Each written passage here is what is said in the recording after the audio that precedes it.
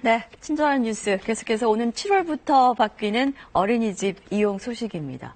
먼저 이 변화 대상은 0살부터 2살까지, 그러니까 48개월 미만의 영아입니다.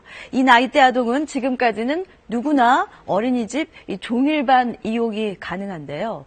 앞으로는 그러니까 7월 1일부터 종일반과 맞춤반 이렇게 두 가지로 나뉩니다.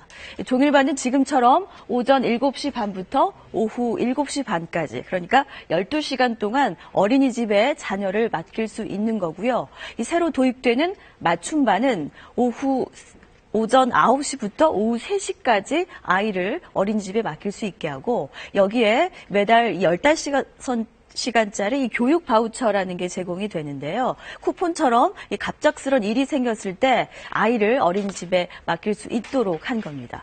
복지부는 어린이집을 이용하는 영아 75만 명 가운데 약 20% 정도인 15만 명이 이 맞춤반으로 재편성될 것으로 보고 있습니다. 이렇게 종일반, 맞춤반은 무엇보다 이 부모의 상황에 따라서 나뉘는데요. 먼저 부모 모두 일을 하는 맞벌이인 경우, 그다음 구직 활동을 하는 경우, 또는 이 엄마가 임신 중이거나 또 아이를 낳은 지 1년이 안 된 경우, 그리고 이 자녀가 3명 이상 있는 다자녀 가정, 또 장애인, 조손, 또 저소득층 가정의 자녀는 종일반으로 편성이 됩니다.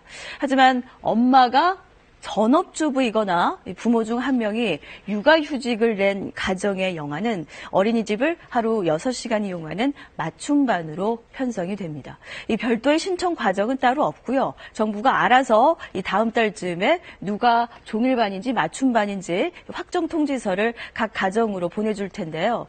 자영업자나 프리랜서랄지 이 종일반 이용 대상이 돼서 증명을 해야 할 경우에 그 자료가 허위이면 처벌을 받을 수 있으니까 주의하셔야 합니다.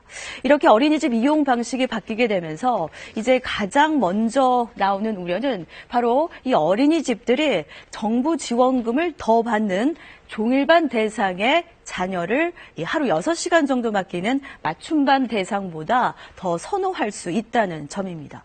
또 이 전업주부들의 경우에는 왜 어린이집 이용 시간을 제한을 두느냐, 이런 반발을 할 수 있습니다.